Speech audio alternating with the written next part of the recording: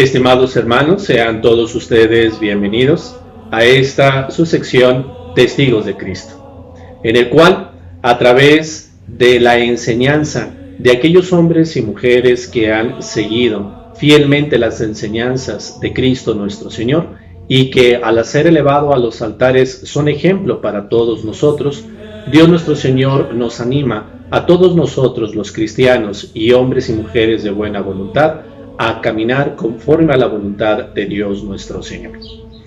Antes de comenzar con la vida de nuestro santo del día de hoy, les invito a encomendarnos a la luz del Espíritu Santo. En el nombre del Padre, y del Hijo, y del Espíritu Santo. Amén. Ven, Espíritu Santo, llena los corazones de tus fieles y enciende en ellos el fuego de tu amor. Envía, Señor, tu Espíritu y todo será de nuevo creado, y se renovará la faz de la tierra. Oh Dios, que has instruido y iluminado los corazones de tus fieles con la luz del Espíritu Santo, haz que este mismo Espíritu nos haga gozar y amar el bien, y nos llene de gozo de sus consuelos divinos, por Jesucristo nuestro Señor. Amén. Espíritu Santo, fuente de luz, ilumínanos. En el nombre del Padre, y del Hijo, y del Espíritu Santo. Amén. Hermanos, en el momento de esta transmisión nos encontramos a la mitad del mes de septiembre, mes en el cual la Arquidiócesis de Guadalajara dedica de manera muy especial al estudio y a la reflexión de la Sagrada Escritura. ¿Por qué, hermanos? Porque el 30 de septiembre celebramos litúrgicamente la memoria de San Jerónimo, patrono de los estudios bíblicos. Por eso, hermanos, les invito a que el día de hoy hablemos y conozcamos la vida de San Jerónimo. Hermanos, primero nos tenemos que dar una ubicación espacio-temporal en la última parte de la historia del Imperio Romano. Nos ubicamos sobre todo en el siglo IV, finales del siglo IV. Y a partir de ahí es donde ya comenzamos a ver la vida de nuestro santo. San Jerónimo nace en el año 347 en la ciudad de Estridón. ¿Dónde ubicamos esta ciudad actualmente? Primero, tenemos que ver que en aquel tiempo el Imperio Romano abarcaba prácticamente los territorios que actualmente rodean al mar Mediterráneo.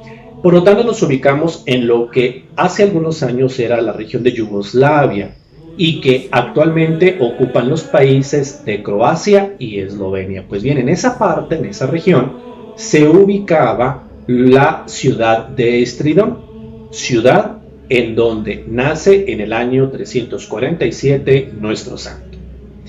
Hermanos, sus papás ya eran cristianos, por lo tanto aquí ya estamos asistiendo a una generación de santos cuyos padres de familia, cuyas familias ya no eran paganos, sino que ya eran cristianos de primera, de segunda o de tercera generación. Recordemos, hermanos, que hasta el año 313 todavía había situaciones de persecución contra la Iglesia por parte del Imperio Romano, pero a partir de ese año, en lo que se le llama el Edicto de Milán, el emperador Constantino lanza lo que nosotros llamamos la tolerancia por parte de las autoridades romanas hacia el culto cristiano. De ahí viene ya el florecimiento de la Iglesia de Cristo en medio de este imperio. Hermanos, hasta el año 360, San Jerónimo tiene sus estudios en su propia ciudad de Estridón, pero es a partir de ese año cuando se traslada a Roma. Hermanos, ¿por qué se tiene que trasladar a Roma? No solamente porque es la capital todavía del imperio, sino sobre todo porque Roma conserva todavía las principales escuelas y el principal núcleo de educación en el cual toda persona tenía que asistir para poder desarrollar o tener un puesto profesional o administrativo. Aquí es donde va a hacer amistad con varias personas, principalmente me refiero a Rufino. Pongo simplemente este nombre porque más adelante vamos a tener en cuenta a este personaje dentro de la vida de San Jerónimo. Quiero resaltar, por lo tanto, que es fundamental en la vida de San Jerónimo sus estudios en Roma, puesto que es donde va a aprender no solamente a perfeccionar el griego y el latín, sino que también le va a ayudar en lo que se le llama la profundidad del estudio de la filología, de la traducción y también de elementales cuestiones del derecho romano. Hermanos, también aquí es donde San Jerónimo comienza a tener un contacto más cercano con las raíces de su fe cristiana. Y en el año 366 ocurre un hecho fundamental en su vida: es bautizado.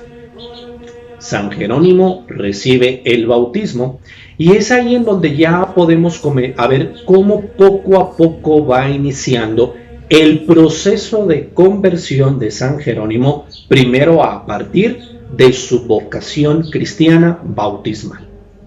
Hermanos, al mismo tiempo continuando con sus estudios, ya vemos cómo San Jerónimo, junto con sus amistades, comienza a relacionarse con algunos obispos, y es ahí en donde ya lo ubicamos años más adelante, en concreto en dos ciudades, Tréveris y Aquilea.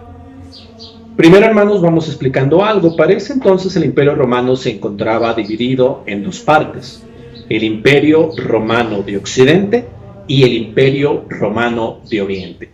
El Imperio Romano de Occidente, la capital era Roma, pero al mismo tiempo se encontraba ya en desarrollo tanto económico, social y militar otras ciudades, por ejemplo Milán, por ejemplo Aquilea y Tréveris. De hecho, Tréveris es la misma ciudad actual en Alemania.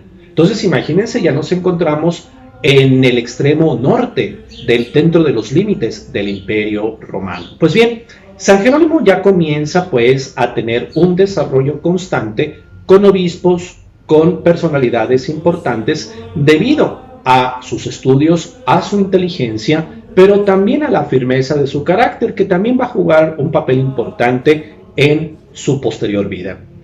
Ahí es donde en estas ciudades, hermanos, comienza a madurar una vocación más específica: la vida ascética. Hermanos, todavía no se encontraba desarrollado en esos momentos una vocación religiosa, tal como nosotros conocemos actualmente en los religiosos, bajo votos concretos o bajo un carisma de un fundador concreto. Apenas se estaba desarrollando el movimiento monacal en Oriente. En Occidente apenas había unos antiguos. Por lo tanto, sí ya comenzaba a haber ciertos círculos o ciertos movimientos de hombres y mujeres que desarrollaban una vida ascética. ¿Qué significa esto? Ascetismo significa el ejercicio del sacrificio. Es decir, una vida en la cual la persona ayuna, reza, hace sacrificios, castiga su propio cuerpo, pero no hay que malinterpretar esta expresión. Simplemente es una manera en la cual el ser humano se va haciendo violencia a sí mismo para tener el control de sus pasiones, control de su carácter, control de su propia personalidad. Cuestiones que hasta incluso hoy en día ayudan mucho a los cristianos, precisamente para saber no solamente controlar el propio defecto, la propia limitación o el propio pecado, sino que también nos ayuda a tener una fineza en la conciencia y al mismo tiempo una fineza en la inteligencia para tomar correctas decisiones, claro, no dejándose llevar por lo que el cuerpo de manera primaria pide. De ahí la importancia de la ascesis, pero claro, todo esto desde el ámbito de la misma vida de Cristo. Hermanos, nos ubicamos ahora en el año 372, en la cual ya a partir de ese año, San Jerónimo comienza ya a desarrollar una actividad firme, constante e importante dentro de la vida de la Iglesia. Hermanos, a partir de este año vamos a dividir en 3 etapas la vida de San Jerónimo. Y vamos ahora con la primera. Le vamos a denominar el periodo oriental. Este va de los años 372 al año 381. ¿En qué consistió este primer periodo de la vida de San Jerónimo, hermanos? Una vez que San Jerónimo ya termina sus estudios y tiene ya muy bien en claro su vocación, ya no solamente de cristiano bautizado, sino de asceta, Ahora se traslada a la parte oriental del imperio y va a Antioquía de Siria. Y ahí es donde comienza a tener un contacto más profundo con círculos ascéticos. Tan es así que él se traslada al desierto en lo que ahora es la parte norte de Siria. Y ahí es donde él comienza a tener una espiritualidad monacal. Una espiritualidad monacal que le va a ayudar a forjar el carácter, a forjar su personalidad, pero al mismo tiempo, en medio de la soledad del desierto, le va a ayudar a profundizar la vida de la oración. Todo esto, hermanos, claro que le va a ayudar para la siguiente misión que Dios nuestro Señor le va a tener a San Jerónimo. Ahora, una vez que termina este proceso de ascesis en el desierto de Siria, se traslada de nueva cuenta a Antioquía. Y es ahí, por el consejo de un amigo, Evagrio, recibe la ordenación presbiteral de manos del obispo Paulino de Antioquía. Por lo tanto, aquí ya tenemos otra característica fundamental de San Jerónimo: cristiano bautizado, cristiano asceta y ahora es presbítero. Ciertamente no debemos de ver a San Jerónimo ejerciendo el ministerio presbiteral como un párroco, como un vicario hoy en día, no. Ciertamente porque la dinámica de su trabajo va a ser distinta. Tan es así que la vida de San Jerónimo en ese año, en ese periodo corto de tiempo, se va a encontrar unida al obispo Paulino. ¿A qué me refiero? Hermanos, es ahí en donde viene en el contexto de la época situaciones difíciles en la vida de la iglesia. Tan es así que en el año 381, ya al finalizar el primer periodo de su vida, este periodo oriental, se encuentra en la ciudad de Constantinopla. De hecho, recordemos, la ciudad de Constantinopla era la capital del Imperio Romano de Oriente. Y se encontraba ahí junto con el obispo Paulino porque ya se encontraban los preparativos para la celebración del segundo concilio ecuménico en la historia de la Iglesia, el de Constantinopla I, en el cual va a tratar sobre la divinidad del Espíritu Santo. ¿Pero por qué, hermanos? Porque en ese entonces había cristianos desviados de la fe, de la verdadera y recta fe, que negaban la divinidad del Espíritu Santo. Por lo tanto, en ese momento en Constantinopla se necesitaban las mejores mentes, las mejores inteligencias cristianas de la época para que juntos, reflexionando a la luz de la fe, pudieran dar una respuesta concreta sobre este tema. El Espíritu Santo es Dios, junto con el Hijo y el Padre, y porque, es decir, ya estamos frente a la formulación de la fe trinitaria: el Padre, el Hijo y el Espíritu Santo, tres personas distintas, un solo Dios verdadero, el origen de nuestro credo. Y precisamente San Jerónimo se encontraba ya en medio de todas estas situaciones. Hay un aspecto interesante de este momento, porque tiene un contacto con un gran padre de la iglesia, San Gregorio Nacianceno, que en ese tiempo era el patriarca, es decir, el obispo de Constantinopla. Y San Gregorio, a través de ese contacto que tiene con el joven San Jerónimo, le invita, obviamente este patriarca intuye ya la inteligencia de este joven sacerdote Jerónimo, y le invita a traducir obras de algunos padres de la iglesia de siglos antes. Entonces él comienza este ejercicio de la traducción. Esto es importante, hermanos, que lo tomen en cuenta, porque es a partir de este momento cuando San Jerónimo comienza la labor de traductor, que va a ser fundamental para el siguiente periodo de vida.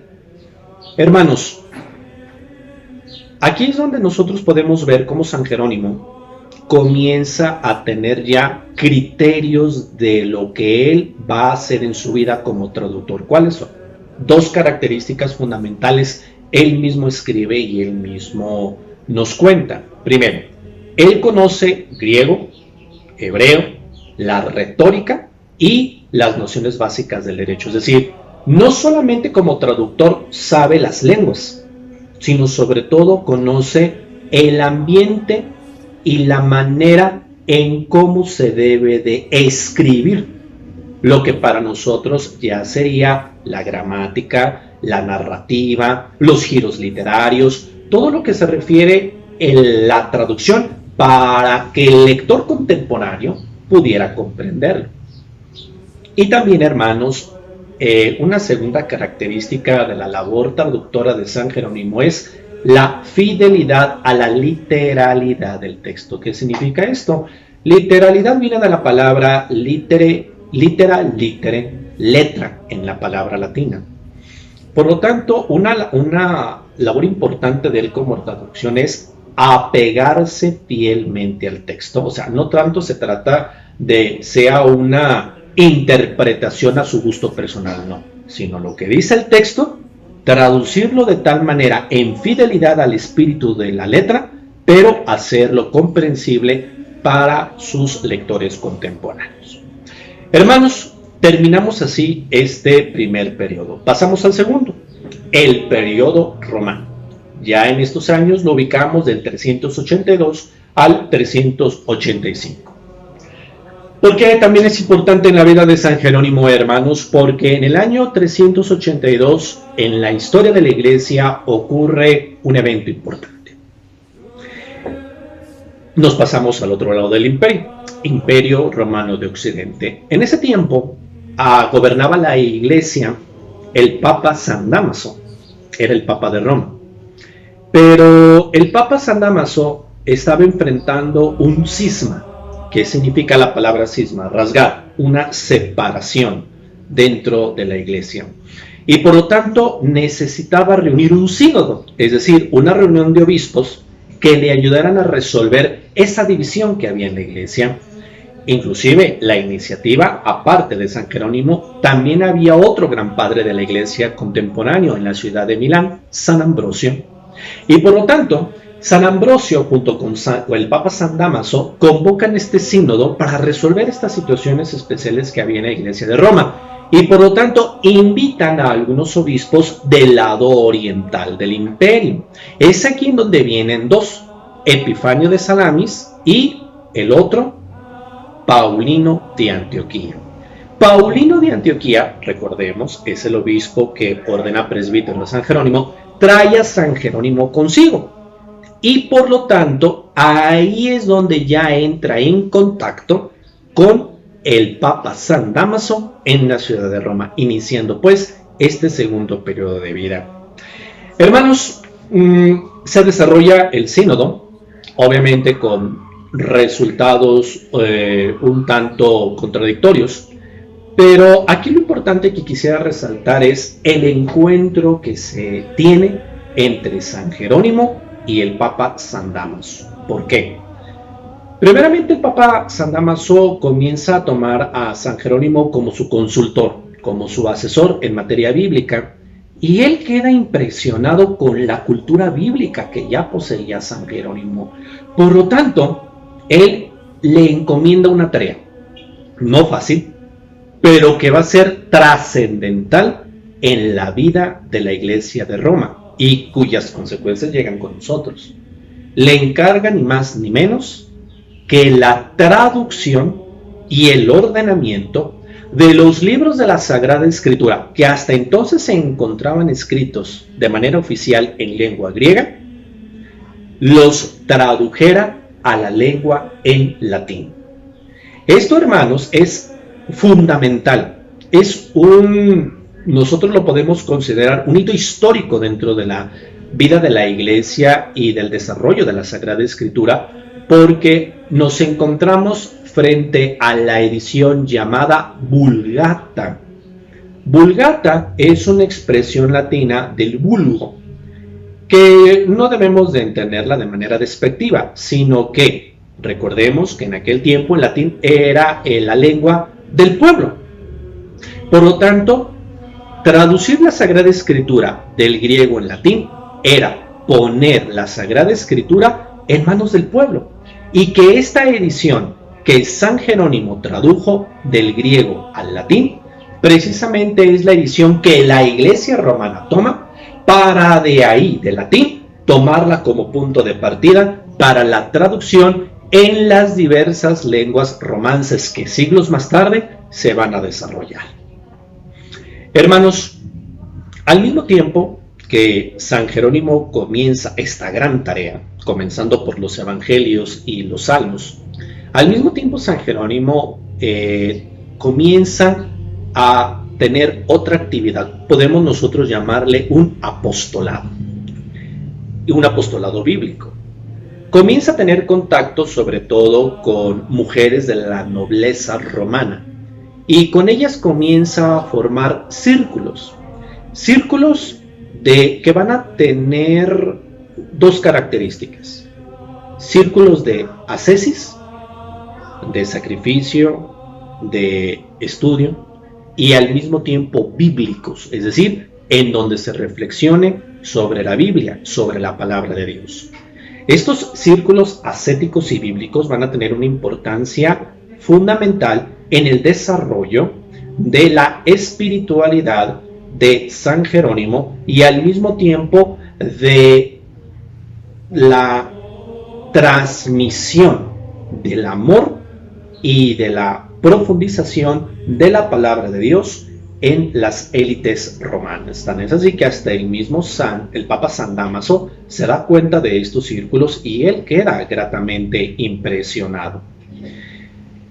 Podemos decir que estos círculos son el antecedente o la semilla de nuestras actuales clases de Biblia, de nuestras actuales escuelas o círculos bíblicos en nuestras parroquias, o hasta inclusive cuando en las casas o en los hogares se juntan personas a leer la palabra de Dios. Hermanos, eso no es nuevo. Eso San Jerónimo ya lo había inventado hace muchos siglos atrás en el ámbito del Imperio Romano y en el ámbito del estudio de la traducción de la Sagrada Escritura. Hermanos, en el año 384 fallece el Papa San Dámaso y por lo tanto con esta muerte y también debido a ciertas tensiones que San Jerónimo había tenido con el clero de Roma, termina esta etapa y se va definitivamente de la ciudad de Roma. Así por lo tanto concluimos el periodo romano y finalmente comenzamos el tercer y último periodo de su vida. Se le llama segundo periodo oriental, que va de los años 385 al 420.